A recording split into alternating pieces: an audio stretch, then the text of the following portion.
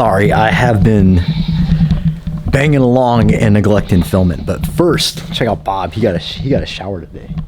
Bob, you look so majestic, buddy. You look so majestic with your nice white coat. Were you happy to get a shower? You were unhappy, huh? You're like wet carpet. Ugh, you're so still wet.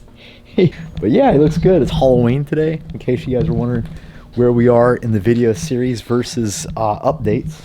So probably, I don't know, 6 months out. And yeah, so we got this guy here. I made this fancy little turbo hanger guy to put the turbo kind of where I want it. Now, I will say, usually what I'll do is I'll make a mount and just mount the turbo based off of the flange. Like most of the flanges, I still have like a couple bolts with an extended flange, so you can just use some square tubing and round tubing and mount it. But since I'm using this super thick Schedule 10 pipe stuff, look how thick that is. It's seriously thick. It's thick and chunky. It's like peanut butter. Bob, you're so weird. You see, Bob? Don't knock it over, Bob. Anyway, yeah, I think that this guy is going to be like super thick. I'm doing 2 passes on all the welds, so I don't really think that I need anything extra to hold this guy up. It's a relatively it's like a medium-sized turbo. I guess most of you would call this a medium-sized turbo. Hayden, who has this YouTube channel, Meticulous, one of the friends of the Boosted Boys kind of guy, and I saw him use something similar. He was doing some kind of turbo. I think it was like for all-wheel drive Integra that he's doing. It's pretty sweet. And I was like, I'm totally gonna steal this turbo idea, which his was better than mine. I must say, you could put him with what he did, you could make it go anywhere you want. I just kind of built this specifically for just this application, although it wouldn't be too hard to mess with it. But yeah, it's just literally a nut with a hole welded on some 2 1/4 tube with this piece of 2-inch tube that was I can't use anyway, and some 1-inch square tubing and some nuts and some smaller tubing. And yeah, so our turbo is hanging here. You can see where we got this guy is going to be basically opposite of where I did have it before. Before it was sitting right over me, but now it's over me. And the bad thing about sitting over here was just working it through the steering rack. Well, you see now I got plenty of room just to stock either LS3 or LSA manifold on there. I think it's LS3. I think the LSAs had to exit more towards the middle, but I could be wrong. But it's one of those two. That's just going to loop down and around, come up.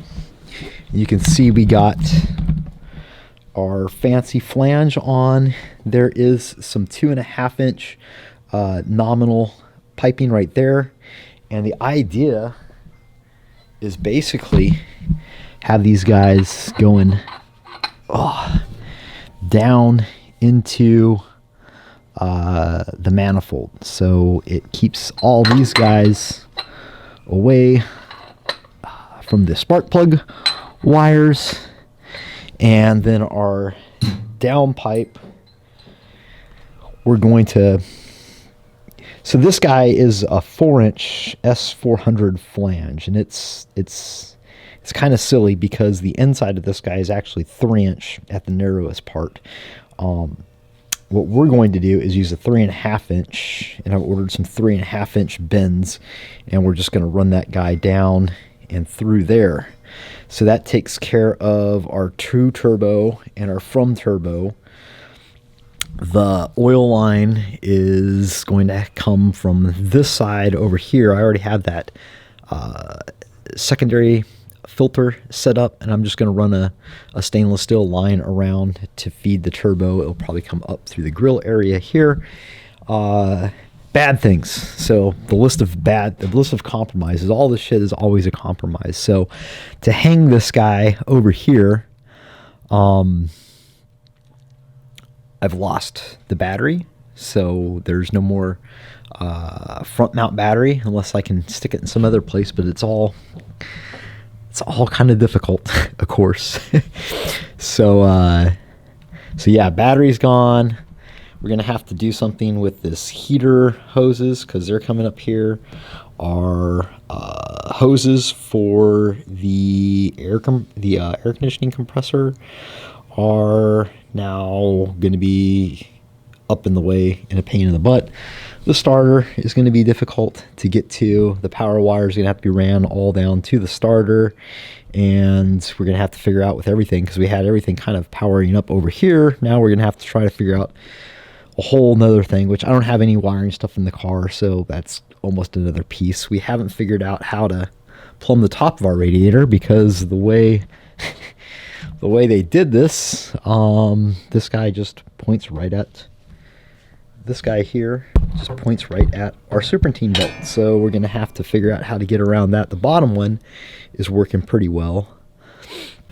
Yeah, so that's what we're looking at right now, is kind of just go like sitting the turbo there, running stuff. Oh, we also had to make room for the condenser for the turbo as well. The little round tube, I think it's called the condenser, the thing that sits on the side of the... No, it's not the condenser, it's the dryer. So many things to remember. But yeah, so we got a million things we have to stuff in here. I think that I'm going to pull the water pump off, and we're going to add some dash 10 bungs and just use some push lock and run our hoses so they'll come up into the bulkhead and then back around through the fender up into the cab.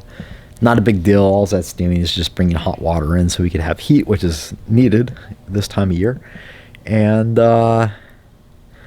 yeah, so again, just working through everything. I think what I'm going to do is start looking at piecing the manifold together. So it'll be just a lot of eyeballing, measuring, cutting, marking, all that good stuff. Nothing that you guys are interested in, but we'll keep you updated as we go along. Several hours later, we're getting dark outside now, so it's been a while. Bob, are you dry? Bob, come here. Come here, Bob. Bob. Bob. Bob. Bob. Bob. Bob doesn't care. Look how nice and clean Bob is. You got a bath, huh, Bob? Are you come to show off? See his bow tie? Everybody likes your bow tie, Mr. Bob. You're still soaking wet, huh? Ugh, golly. All right, so what did we do? We listened to the goats. All right, so if you can see, uh-oh, I just knocked off my microphone. So we're one hand. Okay, well that made life easier. So there is the tube where it's coming out of, and you'll see like the little heat guys. I'm gonna kind of drop it down a little bit, bring it forward and up, and that'll be how it works. Let me get it down. Let's get the guy down, and we will show you what's going on top side. All right, top side, this is what we got going on. So we got the turbocharger stuck over here. We got enough room to get the air filter on and off. It's not going to hit the hood. Our hoses clear. Our battery does not, so we got to relocate the battery. The charge pipe, it's a little bit weird, but I think I can probably just use like a 45 silicone joiner to attach those two. And then this down pipe, as you'll see, like here's the front. So we're like here. You'll see it kind of points towards the driver's side. Well, we'll just bend it back. We'll kind of run it along this, and then it'll curve down and back and through. So what we got here is the main run of the intake of what will be the exhaust manifold. And what we did is we just put the flange on, yeah, and then we took and wrapped this guy up with a bunch of cardboard and stuff to get it spaced up and off of our frame rail. And then we just took some 3/8 rod and attached it. So the flange is now attached. You'll see this guy here. This is welded to the flange, and that's welded to that. And that is the flange into that. So that will keep our spacing correct. And then all we got to do is just put the runners. So that's all good and easy. The bad thing is, because of the way this is situated, I'm going to either have to V-band the front so we can get it in and out, or you'll have to take off the water pump to change the exhaust manifold, which won't be bad because there'll be no reason to take off the exhaust manifold because the spark plugs and everything's accessible. So I think I'll probably just hard connect it and not do the V-band, because if I do the V-band then I have to brace it, and I think it'll just be fine. So now we got this guy where it needs to be. I'll pull it off and show you. All right, so this guy is out of the car now, and we just did a single pass just to weld this guy on. This is a reducer. This guy will go here. We'll probably cut it off at a 45, and then we'll put a V-band on it, and this will be how the other side of the manifold ties in. So we go from schedule 2 to schedule 2.5. This is nominal, so it's not actually 2. This is more like 2 1/16, and this is probably more like 2 1/4, maybe. Well, actually it's probably more like 2.5. I know the outside is almost 3. It's like I think it's about 1/8 of an inch shy of being 3. We're going to actually just weld one of our 3-inch adapters on the end of that for the turbo, so that'll be how that works. But anyway, so this guy is going to be onto the motor like this, and all we're going to do is just add some tacks real quick just to make sure that everything's held exactly where it needs to be. And then it's just a matter of tying these runners into this manifold like so. And yeah, so that will be what we do. And then once we get these guys all